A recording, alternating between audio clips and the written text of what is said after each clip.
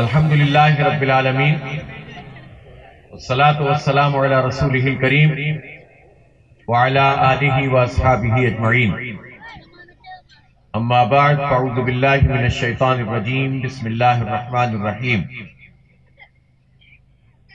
یریدون لیطفئوا نور اللہ بافواہہم واللہ متم نورہ ولو کرہ الکافرون هو الذي أرسل رسوله بالهدى ودين الحق ليظهره على الدين كله ولو كره المشركون صدق الله العلي العظيم۔ انتہائی قابل احترام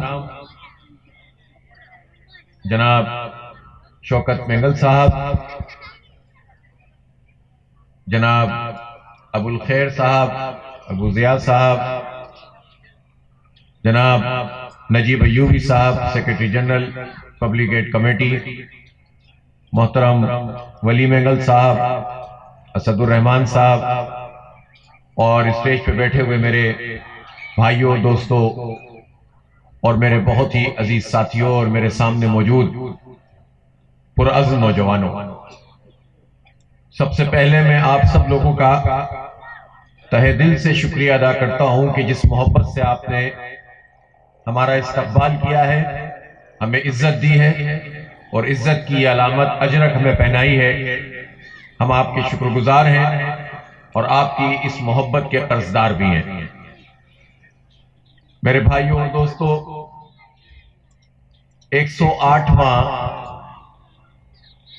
جو یوم آپ منا رہے ہیں اپنی تھارو مینگل گوٹ کی اعلانیے کا، میں اس پر بھی آپ کو مبارکباد پیش کرتا ہوں۔ اور ہونا یہ چاہیے تھا کہ ہم نے تو انگریز سے آزادی حاصل کی تھی، اور آزادی حاصل کر کے یہ مملکت خداداد پاکستان بنایا، اور یہ مملکت وہ مملکت ہے کہ جو ایک نظریے کی بنیاد پر بنی ہے، ایک عقیدے کی بنیاد پر بنی ہے۔ پورے بر صغیر پاک و ہند میں جہاں جہاں مسلمان رہتے بستے تھے، ان سب نے قائد اعظم رحمت اللہ علیہ کی قیادت میں یہ فیصلہ کیا کہ وہ علاقے جہاں پر مسلم اکثریت ہے ان کو ایک ملک بنانے کی تحریک چلائیں گے۔ اور یہ نظریہ اور عقیدہ تھا کہ پورے بر صغیر پاک و ہند میں وہ سارے علاقے جنہیں اس پاکستان میں شامل نہیں ہونا تھا، وہاں کے مسلمانوں نے بھی پاکستان کی تحریک چلائی۔ آپ زمین کی بات فرما رہے ہیں، ظاہر زمین سے کس کو لگاؤ نہیں ہوتا، اور یہ آپ کا حق ہے کہ آپ کی زمین پر آپ کو تمام حقوق حاصل ہوں، لیکن ایک عقیدے اور نظریے کے خاطر لوگوں نے اپنی زمینیں بھی قربان کر دی، لوگوں نے اپنی جائیدادیں قربان کر دی، لوگوں نے اپنے کاروبار قربان کر دیے، اور خاندان تقسیم ہو گئے۔ کچھ وہاں رہ گئے، جو یہاں آ سکتے تھے آ گئے، اور جو نہیں آ سکتے تھے حالات کی وجہ سے نہیں آ سکے۔ تو یہ پاکستان وہ پاکستان ہے جس میں محبتیں پروان چڑھنی چاہیے، جس میں بھائی چارہ آگے بڑھنا چاہیے۔ اور سندھ کی وہ دھرتی ہے یہ کہ جس نے سب سے زیادہ گلے لگایا ان مہاجرین کو جنہوں نے سب کچھ اس ملک کے لیے قربان کیا۔ اگر وہ یہ گلے نہ لگاتے تو یہ معاملہ آگے نہیں بڑھ پاتا۔ اور یاد تازہ ہو گئی تھی ہمیں اس ہجرت کی کہ جو مکہ مکرمہ سے حضور اکرم صلی اللہ علیہ وسلم کی قیادت میں مسلمانوں نے کی تھی، اور مدینہ منورہ پہنچے تھے، تو وہاں جو انصار کے لوگ تھے انہوں نے مہاجرین کو اپنے گلے لگایا، بلکہ رسول اکرم صلی اللہ علیہ وسلم نے مواخات کا ایک نظام قائم کیا، یعنی ایک انصاری صحابی کو لیتے تھے اور ایک جو ہے وہ مہاجر صحابی کو لیتے تھے، اور ان کو کہتے تھے کہ ان کے درمیان بھائی چارہ قائم کر دیا ہم نے۔ پھر وہ ان کے یہ تک ہوا کہ لوگوں نے اپنے گھر کے آدھے حصے جو ہے وہ اپنے بھائیوں کو دے دیے۔ اسی کے نتیجے میں ایک مدینہ کی اسلامی ریاست وجود میں آئی، اسی بھائی چارے، اسی اخوت، اسی محبت۔ اور اس میں جب بھی منافقین نے اور اس وقت کے یہودیوں نے اس بات کی کوشش کی کہ ان کے درمیان تقسیم پیدا کریں، تو جب تک رسول پاک صلی اللہ علیہ وآلہ وسلم کی حیات مبارکہ تھی تو آپ ہمیشہ ان فتنوں کو خود سے آگے بڑھ کر لوگوں کو جمع فرماتے تھے اور اس سارے فتنوں کو کچل دیتے تھے۔ اور آپ کے بعد پھر خلفائے راشدین نے، اور اس کے بعد اسلامی ریاست جتنی بھی آگے بڑھی، تو خلفائے راشدین بھی یہی کام فرماتے تھے کہ لوگوں کو نسل اور زبان اور علاقوں اور اس کی بنیاد پر تقسیم نہیں ہونے دیتے تھے۔ وہ تو سارے عرب کے لوگ تھے، بعد میں تو عجمی بھی اس میں آئے تھے، اور حضور پاک صلی اللہ علیہ وسلم نے جو 23 سال کی مسلسل جد و جہد کی تھی، اس جد و جہد کے نتیجے میں ایک مملکت اسلامی ریاست قائم فرمائی تھی، ایک نظام قائم فرمایا تھا، ایک اتھارٹی، ایک حکومت. اور جب آخری حج آپ نے پڑھایا، اسے خطبہ حجۃ الوداع کہتے ہیں، مکہ مکرمہ میں رسول پاک صلی اللہ علیہ وسلم نے، اور اس میں روایات میں آتا ہے کہ 1,00,000 صحابہ اکرام موجود تھے. تو آپ صلی اللہ علیہ وسلم نے ان تمام صحابہ اکرام کو گواہ کر کے یہ بتایا کہ آج کے دن جو ہے وہ دین مکمل ہو گیا ہے. اور پھر جو تاریخی الفاظ ہیں جو دنیا کے کسی بھی چارٹر کے اندر وہ نہیں ہو سکتے، کہا جاتا ہے یہ میگنا کارٹا جو ہے وہ پہلا چارٹر ہے، پھر UN کا چارٹر ہے، یہ پورے اس خطبہ حجۃ الوداع کے مقابلے میں ہیچ ہے، ان کی کوئی حیثیت نہیں ہے. آپ صلی اللہ علیہ وسلم نے فرمایا تھا کہ کسی گورے کو کسی کالے پہ، کسی کالے کو کسی گورے پہ کوئی فوقیت نہیں ہے، کسی عربی کو کسی عجمی پہ، کسی عجمی کو کسی عربی پہ کوئی فوقیت نہیں ہے. فوقیت ہے تو کس بات کی کہ کون اللہ سے ڈرنے والا ہے، عزت ہے تو اس کی کہ جو اللہ کے زیادہ کون قریب ہے. اس نسل اور زبان اور رنگ کی بنیاد پر ایک انسان آپس میں تقسیم نہیں ہوں گے، بلکہ اس پر کہ جو اللہ نے اس کو مرتبہ دیا اس کے مطابق ہوں گے. اس لیے آپ نے دیکھا کہ وہ ایک مضبوط معاشرہ قائم ہوا. تو پاکستان جب بنا تو اس وقت بھی ظاہر ہے کہ جو شہر کراچی ہے، اس کی جو ارد گرد کی آبادیاں تھیں، یہ تو اوریجنل لوگ ہیں، جو یہ سندھ دھرتی کے یا اس کراچی کے اوریجنل لوگ ہیں، جن کو آپ کو کہا جاتا ہے کہ یہ گوٹھ آباد اسکیم ہے. کچھ کچی آبادیاں قرار دی گئی ہیں، اور آپ یہاں جس طرح آپ نے بتایا کہ اب یہ 3ری صدی لگ گئی ہے آپ کو یہاں پر رہائش اختیار کیے ہوئے. تو ہونا یہ چاہیے تھا کہ جب انگریز سے ہم نے آزادی حاصل کر لی تھی اور برہمن سامراج سے ہم نے آزادی حاصل کر لی تھی، تو پہلے دن سے ہی یہ بات طے پا جانی چاہیے تھی کہ جن کا اسٹیٹس گوٹھ والا ہے ان کا اسٹیٹس حکومت کی طرف سے ریگولرائز کر دیا جاتا، جو اور دوسری آبادیاں تھیں ان کو وہ اسٹیٹس دے دیا جاتا. لیکن ظاہر ہے کہ ایک بہت بڑا کام تھا اس کا. قائد اعظم کی قیادت میں ایک مملکت بن گئی تھی، لیکن قائد اعظم کی آنکھیں بند ہوتی ہیں، وہ پورا کا پورا طبقہ جو انگریز کا شاگرد طبقہ تھا، اس نے اس ملک کے اوپر جو ہے وہ قبضہ کر لیا. اور انفارچونیٹلی یہ ہوا کہ اس میں اس طبقے کو جو ہے وہ اس کو جونیئر پارٹنر ان وڈیروں جاگیرداروں کی صورت میں مل گئے کہ جو لوگوں کی خدمت کا کام نہیں کرتے تھے، بلکہ اپنی بالادستی کے لیے آبادیوں کو جو ہے وہ تقسیم بھی رکھتے تھے اور اپنی طاقت رکھتے تھے. اس کے نتیجے میں ایک ایسا سسٹم وجود میں آ گیا کہ جس میں لوگوں کو، انسانوں کو حقوق نہیں ملے، جس میں نفرتیں پروان چڑھی، اور وہ کلمہ، اس کا نظام پریکٹس نہیں ہو سکا کہ جس کا خواب مسلمانوں نے دیکھا تھا. اگر اسلام کا نظام پریکٹس ہو جاتا، یہاں پر قائم ہو جاتا، اس کو بالادستی حاصل ہو جاتی، تو اسلام کی تو پہلی شرط ہی عدل ہے، انصاف ہے. انصاف کی بنیاد کے اوپر معاشرہ قائم ہوتا تو کوئی کسی کے لیے یہ نہیں ہوتا کہ فلاں اس کا حق چھین رہا اور فلاں اس کا حق چھین رہا ہے، کوئی طاقتور کمزور کا حق چھین رہا ہے، یہ ممکن نہیں تھا. کیونکہ پھر اسٹیٹ کی ذمہ داری ہوتی ہے کہ وہ مظلوم کو حق دلاتی ہے. اس کا عدالتی نظام، اس کی کورٹ، اس کی پنچایتیں، اور پھر اتھارٹی، اگر کوئی پھر بھی نہیں مانتا تو پھر اتھارٹی، طاقت، قوت نافذہ، اس کے ذریعے سے معاشروں کے اندر عدل قائم ہوتا ہے. تو چونکہ ہمارے ملک میں یہ نہیں ہو سکا، اس کے نتیجے میں پھر یہاں امن نہیں قائم ہو سکا، عدل قائم نہیں ہو سکا، نفرتیں پروان چڑھی. ایک مراد یافتہ طبقہ ہے جو پورے ملک میں آپ کو نظر آتا ہے، وہ طبقہ پارٹیاں کی صرف نام بدلتے ہیں، لوگ وہی رہتے ہیں، خاندان وہی رہتے ہیں. آپ پنجاب کے اندر دیکھ لیجئے چودھریوں کو، اور آپ سندھ کے اندر دیکھ لیجئے تقسیم کو. اپنی برادری اور قوم کا تو نام استعمال ہوتا ہے، اصل میں تو چند طاقتور لوگ ہوتے ہیں جو اس قوم کے نام کی بنیاد کے اوپر اس قوم کا استحصال کرتے ہیں. مجھے لگ تو عجیب سا رہا ہے کہ میں آپ کے گوٹھ میں آیا ہوں اور ایسی بات کر رہا ہوں، لیکن کیا یہ حقیقت نہیں ہے کہ مطلب جو پوری کی پوری مہروں کی آبادی ہے اور پوری کی پوری شیرازیوں کی آبادی ہے، یہاں ٹھٹا میں اور مہر جو ہے وہاں پر ڈھیرکی میں اور گھوٹکی میں، انہوں نے کیا قصور کیا ہے کہ ان کی نمائندگی صرف چند سردار کریں اور عام لوگ جو 99.99% ان کی زندگی میں کوئی تبدیلی نہ آئے، اور سرداروں کے بیٹے جو ہے وہ ولایت میں جا کے پڑھتے ہیں، وہ جو ہے وہ ساری برات لیتے ہوں، وہ مسلم لیگ میں بھی ہوتے ہوں، وہ پی ٹی آئی میں بھی ہوتے ہوں، وہ پیپلز پارٹی میں بھی چلے جائیں، جب قاف لیگ بنے تو وہ قاف لیگ میں چلے جائیں، نام اپنی قوم کا استعمال کریں، نام صوبے کا استعمال کریں، نام زبان کی بات کریں، اور فائدہ اٹھائیں جو 0.001% لوگ۔ اور عام لوگوں کے جو حالات ہیں وہ آپ کراچی سے لے کر کشمیر تک چلے جائیں، آپ دیکھ لیں کیا حالات ہیں۔ پینے کا صاف پانی لوگوں کو میسر نہیں آیا 73 سال کے، حکومت میں تو یہ لوگ رہے ہیں، طاقت میں تو یہ طبقہ ہے۔ کون کہتا ہے کہ پی ٹی آئی حکومت میں آ گئی ہے، اور کون کہتا ہے کہ پیپلز پارٹی حکومت میں آ گئی ہے؟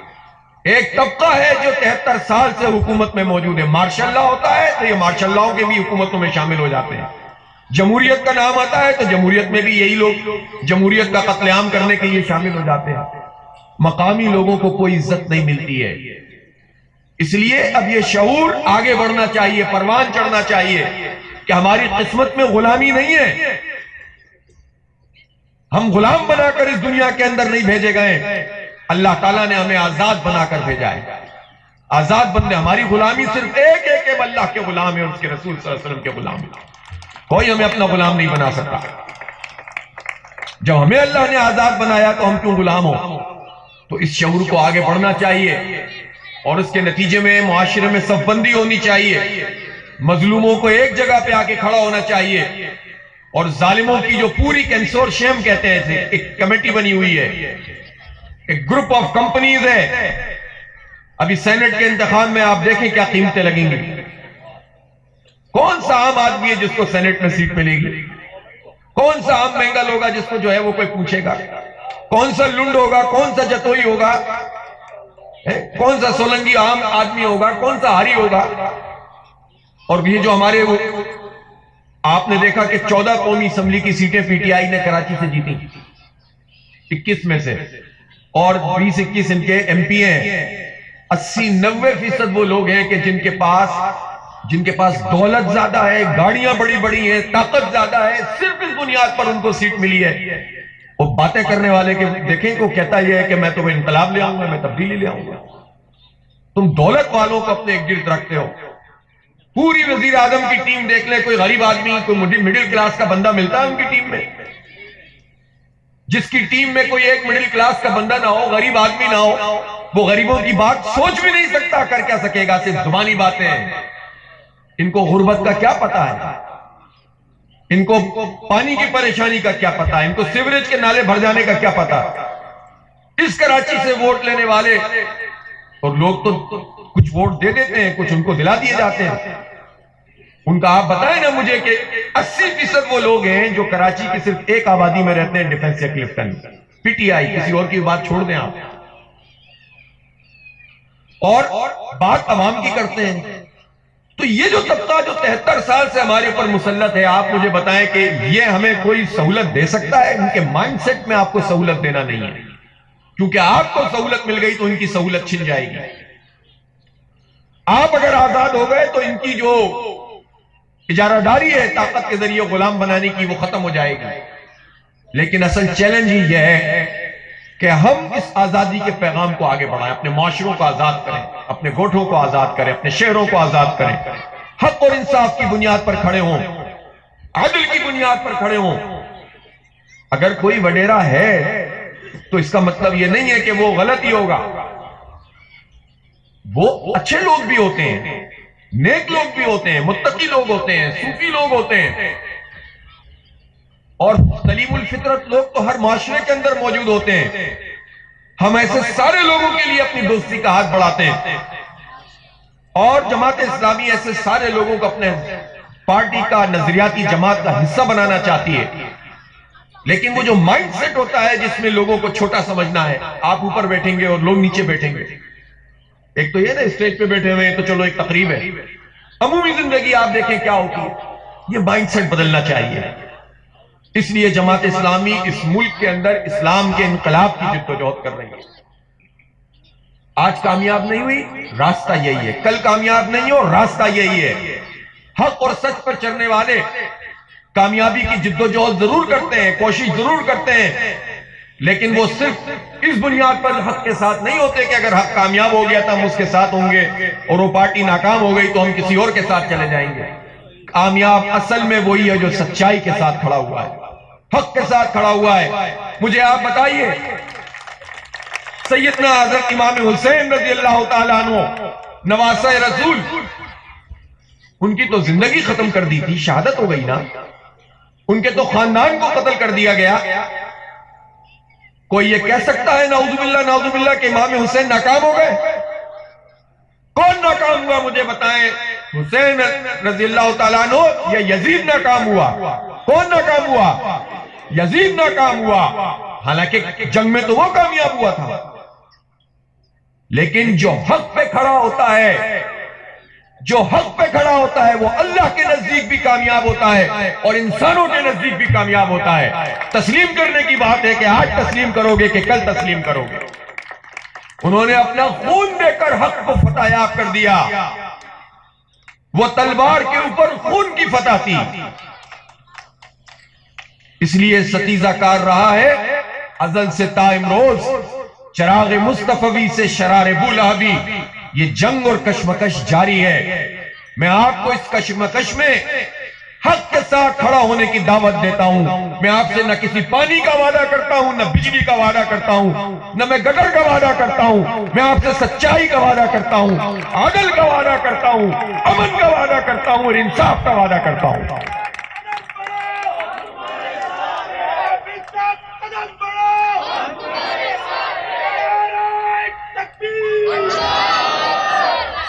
میرے بھائی اور دوستوں، جماعت اسلامی ایک پولیٹیکل پارٹی، ایک سیاسی جماعت ہے، لیکن محض یہ سیاسی جماعت نہیں ہے۔ آج آپ لوگوں نے جماعت اسلامی کے لیے اپنے دلوں کو کھولا ہے اور اس میں آپ شمولیت کرنا چاہتے ہیں، تو میرا فرض بنتا ہے کہ میں آپ کو بتاؤں کہ جماعت اسلامی کیا ہے۔ اگر میں نہیں بتاؤں گا تو میں اللہ کے یہاں بھی جواب دوں گا۔ میں آپ کو بتانا چاہتا ہوں کہ یہ سیاسی جماعت ہے، لیکن یہ صرف سیاسی جماعت نہیں ہے ان معنوں میں ایک سیاسی جماعت کہ جس میں لوگ سمجھتے ہیں کہ سیاست کا مطلب جھوٹ، سیاست کا مطلب دھوکہ، سیاست کا مطلب نام و نمود، سیاست کا مطلب صرف ممبری، اور سیاست کا مطلب کرپشن اور مفاد۔ یہ تمام کی تمام چیزیں الحمدللہ جماعت اسلامی سے آزاد ہے۔ ہم سیاست اگر کرتے ہیں تو اس لیے کرتے ہیں کہ یہ سیاست جس کا نام جھوٹ اور دھوکہ رکھا ہے، ان جھوٹے لوگوں نے رکھا ہے، ان دھوکے دینے والوں نے رکھا ہے۔ سیاست اللہ کے نزدیک ایک عبادت ہے۔ حضور پاک صلی اللہ علیہ وسلم نے فرمایا، بنی اسرائیل جو قوم گزری ہے جس میں انبیاء ہیں بہت سارے، جن کا قرآن پاک میں ذکر ہے، تو ہمارے پیارے نبی صلی اللہ علیہ وسلم نے فرمایا کہ بنی اسرائیل کی سیاست بنی اسرائیل کے انبیاء کرتے تھے۔ کتنی مبارک چیز ہے یہ سیاست، لیکن ان جھوٹوں نے سیاست کو گندا کر دیا، ان چوروں نے سیاست کو گندا کر دیا۔ سیاست گندی نہیں ہے، حق اور سچ کی سیاست، عبادت کی سیاست، خدمت کی سیاست۔ الحمدللہ نعمت اللہ خان ہو، پروفیسر غفور ہو، سید منور حسن ہو، عبدالستار افغانی ہو، کوئی بھی آپ نام اٹھا کر دیکھ لیں، ان سارے لوگوں نے خدمت کی سیاست کی ہے۔ یہ ہماری سیاست ہے، اس پر ہمیں فخر ہے۔ ہاں ہم سیاسی جماعت ہیں، لیکن وہ سیاسی جماعت نہیں بلکہ اصل سیاسی جماعت ہے۔ اور آ جائیے آپ چلیں، جو پیرامیٹرز آپ کے موجود ہیں اس پہ بھی دیکھ لیجئے۔ کوئی پارٹی آپ کو یہاں پر نظر آتی ہے جس کے اپنے اندر کوئی جمہوریت موجود ہو؟ جن پارٹیوں میں اپنے اندر جمہوریت نہیں ہے وہ جمہوریت کی چیمپئن بن جاتی ہیں۔ جو اپنے ہاں جو ہے وہ اپنی حکومتوں میں طلبہ کے انتخابات تک نہ کرواتی ہوں، وہ کہتی ہیں کہ ہم جمہوریت کے چیمپئن ہیں۔ جو پارٹیاں وراثت پہ چلتی ہوں یا وصیت پہ چلتی ہوں، نسل پہ چلتی ہوں یا خاندان پہ چلتی ہوں، ایک دو کی بات نہیں ہے، ساروں کا حال اٹھا کر دیکھ لیے۔ کیا مسٹر، کیا مولانا، کیا مسٹر، کیا مولانا، بات تو آپ سمجھ ہی گئے ہوں گے۔ سب کا یہی حال ہے، باپ کے بعد بیٹا، بیٹے کے بعد بیٹا، بیٹے کے بعد بیٹا، اگر کسی کا بیٹا نہیں تو بھائی، بھائی نہیں تو اس کا بھائی۔ او بھائی، یہ کون سی جمہوریت ہے؟ اور باتیں بڑی بڑی ہیں، جمہوریت کے لیے قربانیاں دے رہے ہیں۔ کیا قربانیاں دے رہے ہیں بھائی؟ خاندانوں کے لیے قربانیاں لے رہے ہیں آپ، جمہوریت کے لیے قربانیاں نہیں دے رہے۔ جماعت اسلامی تو اس طرح بھی جمہوریت، اس کی اپنی پارٹی کے اندر لوگ موجود ہیں، کوئی بھی آدمی جماعت کا ذمہ دار بن سکتا ہے، کوئی بھی آدمی جماعت میں شامل ہو سکتا ہے، اور اس کی قسمت میں صرف یہی نہیں ہوگا کہ وہ کارکن رہے گا، وہ ذمہ دار بھی بن سکتا ہے۔ ان کی مثال سامنے، میری مثال سامنے، سراج الحق کی مثال سامنے، یہ سب گراس روٹ لیول کے لوگ ہیں، نیچے سطح پہ کام کرنے والے لوگ ہیں، جماعت کے نظام میں آگے بڑھ جاتے ہیں۔ تو جماعت اسلامی اس طرح سیاسی جماعت ہے۔ پھر جماعت اسلامی ایک دینی جماعت ہے۔ لوگ کہتے ہیں کہ دینی جماعت کا کیا مطلب ہے؟ اس کا مطلب ہے کہ ہم کہتے ہیں نماز پڑھو، روزہ رکھو، حج کرو، زکوٰۃ دو۔ ہم یہ بھی کہتے ہیں اس لیے کہ یہ بھی دین کے ستون ہے، لیکن دین کا مطلب صرف اتنا نہیں ہے۔ دین اخلاق کا نام ہے، دین کردار کا نام ہے، دین معاشرے کا نام ہے، دین معاملات کا نام ہے، لین دین کا نام ہے، دین معیشت کا نام ہے، دین تجارت کا نام ہے، دین حکومت کا نام ہے، دین عدالت کا نام ہے۔ دین جو ہے وہ اپنی نظام زندگی کا نام دین ہے۔ تو ایک ہوتا ہے مذہبی پارٹی جو کہتی ہے آؤ بھائی ہم تمہیں دیوبندی بناتے ہیں، آؤ بھائی ہم تمہیں بریلوی بناتے ہیں، کہتے نہیں ہیں لیکن کرتے وہی ہیں۔ کوئی شیعہ، کوئی سنی ہے، کوئی اس طرح۔ ہم کہتے ہیں کہ نہیں، آپ اللہ کو مانتے ہیں، رسول کو مانتے ہیں، قرآن کو مانتے ہیں، آپ مسلمان ہیں، آپ جماعت اسلامی کا حصہ بن سکتے ہیں، اور آپ کو جماعت اسلامی فخر کے ساتھ اپنے سینے سے لگائے گی، اور آپ کے ذریعے سے اور لوگ انشاءاللہ آئیں گے۔ تو ہم مسلک کی پارٹی نہیں ہیں، ہم مسلکوں میں تقسیم نہیں کرتے، ہم ہر مسلک کا احترام کرتے ہیں، اس لیے کہ جو دین کے اندر یہ فقہ ہے یہ بڑی زبردست قسم کی چیز ہے۔ کسی امام نے کہا کہ بھئی آپ اس طرح نماز پڑھیں، کسی نے کہا اس طرح پڑھیں، دونوں نے رسول پاک صلی اللہ علیہ وسلم سے ثابت سمجھا۔ کسی کی تحقیق یہ ہے، کسی ہم دونوں کی تسلیم کرتے ہیں، اور ہر ایک کو حق ہے کہ وہ جس کو بہتر سمجھتا ہے اگر حدیث سے ثابت ہے تو قبول کر لے، قرآن سے موجود ہے تو مان لے۔ آپ صلی اللہ علیہ وسلم نے تو جان بوجھ کر ان چیزوں کے اندر ویرائٹی دی ہے، متنوع چیز دی ہے، مختلف، تاکہ لوگوں کو پتہ چلے کہ اصل مسئلہ ہاتھ یہاں باندھنا اور یہاں باندھنا نہیں ہے۔ اصل مسئلہ یہ ہے کہ آقا کے آگے ہاتھ باندھ رہے ہو یا انسانوں کے ہاتھ جوڑ رہے ہو، انسانوں کی غلامی اختیار کر رہے ہو یا اللہ کی غلامی اختیار کر رہے ہو۔ جب تم کہتے ہو اللہ اکبر، اللہ بڑا ہے، سب سے بڑا ہے، تو پھر زمین کے اندر کوئی خدا نہیں ہو سکتا جس کے آگے تم جھکو۔ انسان کی صورت میں آئے، فرعون اور حامان کی صورت میں آئے، شداد اور نمرود کی صورت میں آئے، یا کسی قوم کی صورت میں آئے، کسی مملکت کی صورت میں آئے، کسی تہذیب اور کسی نظریے کی صورت میں آئے، کوئی قبول نہیں کیا جائے گا۔ جھکیں گے تو صرف اللہ کے آگے جھکیں گے۔ یہ عبادت کا مغز ہے۔ لوگوں نے چھوٹی چھوٹی باتوں پہ تقسیم پیدا کر کے اپنی اپنی دکانیں لگا لی ہیں۔ ان دکانوں سے نکلو۔ اللہ کی ذات میں سب سے بڑا شرک یہ ہے کہ اللہ کہتا ہے عدل قائم کرو، انصاف قائم کرو، میری حکومت قائم کرو بندوں کے ذریعے سے، اور یہاں پر امریکہ کی حکومت ہو، کسی اور کی حکومت ہو، کسی ظالم کی حکومت ہو، یہ اللہ کی بادشاہی میں شرک ہے۔ اس شرک کے اوپر کوئی بات نہیں کرتا۔ چھوٹی چھوٹی باتوں پہ لوگوں کو جو ہے کہتے ہیں اسلام کے دائرے سے نکل جاؤ۔ لوگوں کو اپنے رویے درست کرنے ہوں گے۔ جماعت اسلامی جس کے دل میں ذرہ برابر بھی نمک دین کی موجود ہے اس کو اپنے گلے سے لگاتی ہے۔ اور جماعت اسلامی صرف یہ نہیں کہ مسلمان، غیر مسلم لوگوں کو بھی اپنے ساتھ ملا کر چلانے کی صلاحیت رکھتی ہے۔ ہمارا ایک مائنورٹی ونگ ہے۔ انسانیت کے ناطے جب ہمیں خدمت کرنی ہوتی ہے تو ہم یہ نہیں دیکھتے کہ یہ خدمت ہم مسلمان کی کر رہے ہیں کہ غیر مسلم کی۔ جو مشکل میں ہوگا انسان ہونے کے ناطے برابری سطح پر موجود ہوتا ہے۔ یہی وجہ ہے کہ کورونا آیا تو ہم نے مسجدوں میں بھی اسپرے کیا اور مندروں اور چرچوں میں بھی اسپرے کیا۔ جب سیلاب آیا تو آپ جانتے ہیں کہ صرف کراچی اور اس کی حدود میں صرف جماعت اسلامی کے کیمپوں میں 65,000 افراد آئے تھے سندھ سے۔ بعض اوقات جو ہے لوگ ہمیں تانے دیتے ہیں جب ہم کہتے ہیں نا کراچی کے حقوق، تو تقسیم پیدا کرنے والے یہ ہمارے نفرت پھیلانے کی کوشش کرتے ہیں کہ کراچی کے حقوق کا مطلب ہے سندھ کے حقوق کے خلاف بات کرنا۔ یہ جھوٹ ہے اور دھوکہ ہے۔ کراچی میں کیا آپ لوگ نہیں رہتے؟ کیا یہاں براہوی اور مینگل نہیں رہتے؟ کیا یہاں پر سندھی اور بلوچ نہیں رہتے؟ یہاں پختون نہیں رہتے؟ یہاں پنجابی نہیں رہتے؟ یہاں مہاجر نہیں رہتے؟ سب رہتے ہیں، سب اللہ کے بندے ہیں۔ یہاں تو پارسی بھی رہتے ہیں، یہاں تو ہندو بھی رہتے ہیں، یہاں تو مسیحی بھی رہتے ہیں، تو یہ سب اللہ کے بندے ہیں۔ کیوں تقسیم کرتے ہو؟ ہاں ہمارے دین ہے، ہم دین کی تعلیم ضرور دیں گے، لیکن انسان ہونے کے ناطے انسانوں کو تقسیم نہیں کریں گے۔ تو جب ہم کراچی کی بات کرتے ہیں تو تھارو مینگل گوٹ کی بات کرتے ہیں، اور میمار کی بات کرتے ہیں، اور احسن آباد کی بات کرتے ہیں۔ اس لیے ہمیں دھوکہ مت دو کہ اگر ہم کراچی کے حق کی بات کریں تو لوگوں کو تقسیم کر دیا جائے۔ ہم عدل اور انصاف کی بات کرتے ہیں۔ ہم کسی سندھی کسی پختون کا حق مارنا نہیں چاہتے، لیکن ہم کراچی کا حق بھی لینے کی بات کرتے ہیں، اور یہ عین دین کے مطابق ہے۔ اگر ناانصافی ہے تو اس کے خلاف آواز بلند کی جائے۔ تو اس لیے سب مل کر اس کے لیے آواز بلند کریں گے تو اس میں قوت اور طاقت پیدا ہوگی۔ تو جماعت اسلامی دینی جماعت ہے، اور دین کا کانسیپٹ یہ ہے کہ انفرادی حیثیت میں بھی، خاندان کی حیثیت میں بھی، اخلاق اور کردار میں بھی، اور پورے نظام حکومت میں دین غالب آنا چاہیے۔ جب تک یہ نہیں آئے گا ہم جد و جہد کریں گے، کوشش کریں گے۔ یہ ہمارا دین ہے اور یہی ہماری سیاست ہے۔ تو جماعت اسلامی میں آپ شامل ہوں تو کسی وقتی جذبے کے لیے نہیں، بلکہ اس پوری اسکیم کے ساتھ آئیں۔ میری خواہش ہے، دل کی گہرائیوں سے ہم آپ کو قبول کرتے ہیں، اور آپ ہمارے ساتھ مل کر جب کام کریں گے تو آپ ہمارے پورے شعبے دیکھیں گے، خدمت کا کام دیکھیں گے، درس و تدریس کا کام دیکھیں گے، فہم قرآن کی کلاسیں دیکھیں گے۔ آپ کو مزہ آئے گا کہ یہ کیسے، اور پھر ہم دین کو صرف حلیے کے اندر نہیں تبدیل کہ بس صرف حلیہ بدل جائے تو دین آ گیا، نہیں، حلیہ ایک جز ہے،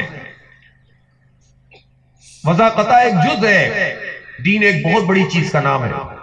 تو اس لیے ہم چھوٹی چھوٹی چیزوں کے بجائے بڑی بڑی چیزوں کی طرف لوگوں کو بلاتے ہیں، تاکہ سب کے لیے جماعت میں آنا آسان ہو، اور سب دین کے لیے جد و جہد کریں۔ پھر جس کے اندر جتنی تبدیلی آتی چلی جائے وہ اللہ کی توفیق ہے۔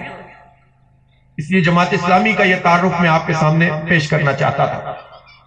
اب میں عرض کرتا ہوں کہ اس گوٹ کے حوالے سے جو پانی کا مسئلہ مجھے نجیب بھائی نے بتایا کہ بھئی یہ بہت بڑا مسئلہ ہے جو یہاں پر حل کیا گیا ہے، اور ابھی تو شاید کام مکمل نہیں ہوا، لیکن اب چل پڑے ہیں تو انشاءاللہ مکمل کر کے دم لیں گے۔ ٹھیک ہے اسد بھائی، اب پیچھے نہیں ہٹنا ہے، بعد میں لوگ کہیں گے حافظ صاحب کو پکڑ کے لاؤ، کہاں ہیں، وہ تو اتنی بڑی بڑی باتیں کر کے گئے تھے، ایسا نہیں چلے گا۔ اور یہ بات ہم جب کرتے ہیں نا تو اللہ کے بھروسے پہ کرتے ہیں، اور جو ہمارے بزرگوں نے ہمیں اعتماد دیا ہے نا کام کر کے، اس بنیاد پہ کرتے ہیں۔ ہمارے پاس حکومت نہیں ہے، ہمارے پاس یہاں کا میں نہ ایم این اے ہوں، نہ ایم پی اے ہوں، نہ یسد ہے، نہ نجیب بھائی ہیں، نہ ابو الخیر ہیں، نہ ابو ضیاء ہیں، کوئی بھی نہیں ہے۔ لیکن آپ کی خدمت کے لیے ہم اس کی انتظار نہیں کرتے کہ ہم جیتیں گے تو کام کریں گے، ہم جو کر سکتے ہیں وہ ہم کریں گے انشاءاللہ۔ ہم نے اس خدمت کی بہت بڑی قیمت دی ہے اس شہر کراچی میں۔ آپ سے زیادہ کون جانتا ہے کہ جب یہاں پر ایک وقت وہ آیا کہ جب لوگ منقسم تقسیم ہو گئے تھے، نفرتیں پروان چڑھ رہی تھیں، شہر کے اندر کھڑا ہونا مشکل ہو گیا تھا، تو جماعت اسلامی تھی جس نے ان پوری مافیاؤں کا مقابلہ کیا، دہشت گردی کا مقابلہ کیا، بوری بند لاشوں کا مقابلہ کیا، بطہ خوری کا مقابلہ کیا، حق بات کہی، اس کی قیمت میں پرویز محمود شہید ہو گئے، اسلم مجاہد شہید ہو گئے، عابد الیاس شہید ہو گئے، ایک شہداء کی طویل فہرست پہ تعلیمی اداروں میں ہم نے ان کا مقابلہ کیا۔ ہم خود اردو بولنے والے تھے لیکن ہم کبھی ان نعروں کے اندر نہیں آئے جو دھوکہ دینے کے لیے اور تقسیم کرنے کے لیے ہوتے ہیں۔ اسی لیے ہم یہ سندھی مہاجر تقسیم جو پیدا کرنا چاہتا ہے اس کی نفی کرتے ہیں۔ ہم عدل اور انصاف کی بات کرتے ہیں کہ اس کی بنیاد پر سب اکٹھے ہو جائیں۔ کیا اچھی بات ہو کہ اگر کوئی ظلم ہو رہا ہے، کوئی زیادتی ہو رہی ہے اور تعصب بڑھتا جا رہا ہے، تو اگر اندرون سندھ سے یہ آواز بلند ہو کہ کراچی میں ایک تناسب ٹھیک سے ہونا چاہیے اور تعصب نہیں ہونا چاہیے، تو آپ سے آپ مسئلہ حل ہو جائے گا۔ اور اگر کراچی سے یہ آواز اٹھے کہ اندرون سندھ کے جو حاری ہیں، جو مظلوم ہیں، ان کے اوپر سے جو ہے وہ ظلم ختم ہونا چاہیے، تو یہ آپ سے آپ چیزیں جو ہے وہ مسئلے حل ہو جائیں گے۔ یہ ہمیں جو ہے وہ اس طرح تقسیم کر دیتے ہیں۔ جماعت اسلامی نے یہ بہت بڑی جد و جہد کی ہے اس پوری دہشت گردی کی۔ 30-35 سال یہاں پر جبر کا ماحول رہا ہے اس شہر کے اندر، قربانیاں دی لیکن راستہ نہیں چھوڑا۔ آج اللہ تعالیٰ نے کچھ امن نصیب کیا ہے تو جماعت اسلامی بھرپور طریقے سے ان سارے موضوعات پہ بات کر رہی ہے۔ میں آپ کو بتاؤں کہ جب یہ مسئلہ شناختی کارڈ کا یہاں پر اٹھا تو 3 قومیں ایسے تھیں جن کو بہت بڑا مسئلہ تھا۔ ایک قوم تھی پختون، دوسری تھی بنگالی، اور پھر وہ لوگ جو مشرقی پاکستان سے ہجرت کر کے آئے تھے جنہیں بہاری کہا جاتا ہے۔ پھر ہم جب تفصیل میں گئے تو پتہ چلا لیاری والوں کے ساتھ بھی یہی ظلم ہو رہا ہے۔ آپ کو یاد ہے ہم اس کے دفتر گئے تھے جب لیاری والے میں، تو پتہ چلا وہاں کے مقامی بلوچوں اور ان کے ساتھ بھی یہ سلوک ہو رہا ہے۔ بہرحال ہم نے نہیں دیکھا کہ کون کیا ہے، ہم نے کہا کہ جو یہاں رہتا ہے، بستا ہے، برتتا ہے، اس کو یہاں کا شناختی کارڈ ملنا چاہیے۔ اور اس کی بنیاد پر جب ہم نے تحریک شروع کی تو الحمدللہ 80-90% مسئلہ حل ہو گیا۔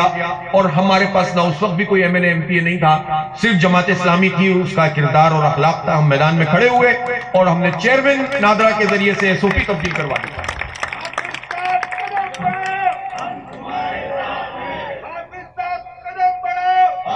آپ کے پڑوس میں ایک بحریہ ٹاؤن ہے، نام سنا ہے اس کا؟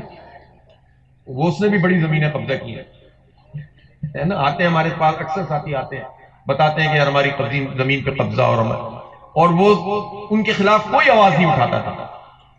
اور لوگ کہتے تھے کہ کوئی کسی party M N A M P A کیا بڑی بڑی پارٹیوں کے رہنما جو ہے وہ بات نہیں کرتے تھے ان کے موضوع پہ. ٹی وی میں تو آج بھی نہیں چلتا ان کے خلاف. اور حتیٰ یہ کہ فوج کے لوگ بھی جو ہے وہ ان کے لیے کچھ نہیں, عوام کے لیے کچھ نہیں کرتے تھے. جب ان کے پاس جاتے تھے وہ بھی کہتے تھے یار ہم کچھ نہیں کر سکتے, ہم سے بڑے بڑے بٹھائے ہوئے اس نے وہاں. تو اس لیے یہ ایک سناٹا تھا. ہم کھڑے ہوئے, ہم نے کہا دیکھتے ہیں, اللہ مالک ہے. لوگوں کو جمع کیا, کوشش کی, لوگوں کے پیسے کھائے ہوئے تھے, پیسے واپس نہیں ہو رہے تھے. زمین کی زمین جہاں الاٹ کی تھی وہ جگہ ہی نہیں. تنگ ہیں لوگ, کہیں کوئی نہ عدالتوں میں انصاف مل رہا تھا, نہ معتصب کیا انصاف مل رہا تھا, نہ پارٹیوں میں کوئی پوچھنے والا تھا, نہ کوئی حکومت تھی. ایک جگہ تھی صرف اللہ کی مرضی سے, وہ ادارہ نور حق تھا, جماعت اسلامی کا دفتر. جب وہ آئے تو ہم نے کہا کہ بس ہمیں معلوم تھا اس کے کیا نتائج نکل سکتے ہیں, لیکن ہم کھڑے ہوئے, ہم ان کی آواز بنے. پوری دنیا میں رہنے والے جو لوگ تھے وہ کنیکٹ ہوتے چلے گئے. اور پھر آج یہ صورتحال ہے کہ الحمدللہ ہم نے اسی ملک ریاض صاحب نے 3 مرتبہ ہمارے دفتر کا وزٹ کیا اور معاہدہ کیا ہمارے ساتھ, اور اس معاہدے کے اوپر عمل درآمد اب شروع ہو گیا. اور جب وہ 19-20 کرتے ہیں ہم کہتے ہیں کہ بھائی یہ نہیں چلے گا, ہم نے کوئی آپ سے ذاتی تو پیسے نہ پلاٹ لیا ہے نہ پیسہ لیا ہے. گڑبڑ کریں گے تو ہم وہیں گیٹ پہ جا کے بیٹھ جائیں گے, پھر دیکھتے ہیں کہ آپ کا کام کیسے چلتا ہے.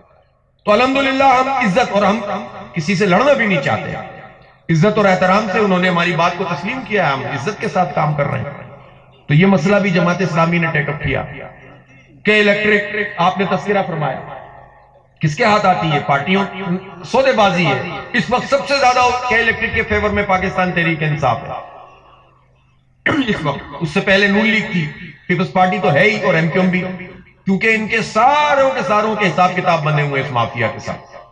مظلوم ہے تو کراچی کے عوام, جماعت اسلامی نے اس پر بھی آواز اٹھائی اور بہت سارے ایسے اقدامات کرنے سے ان کو روک دیا جس سے آج ہمارا اور مزید بڑا غرق ان کو کرنا تھا. اور ہماری جد و جہد اس وقت تک جاری ہے جب تک اس کے الیکٹرک کا لائسنس منسوخ ہو اور جو ہماری لوٹی ہوئی دولت ہے وہ ہمیں واپس ملے.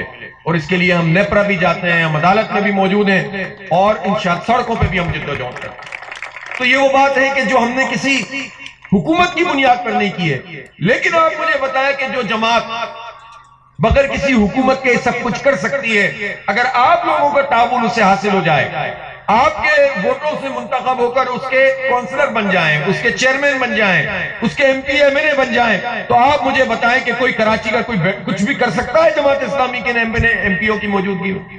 ایمانداری سے بتائیں کہ یہ جو 4 سال روتا رہا وسیم اختر, اختیار نہیں ہے, اختیار نہیں ہے, اختیار نہیں ہے, اور جو اختیار اس کے پاس تھا وہ کچھ بھی نہیں لگایا اس نے. اگر جماعت اسلامی کا میں کہتا ہوں نجیب ایوبی ہوتا تو کسی کی جرت تھی کہ یہ اختیار ہم سے کوئی چھین سکتا؟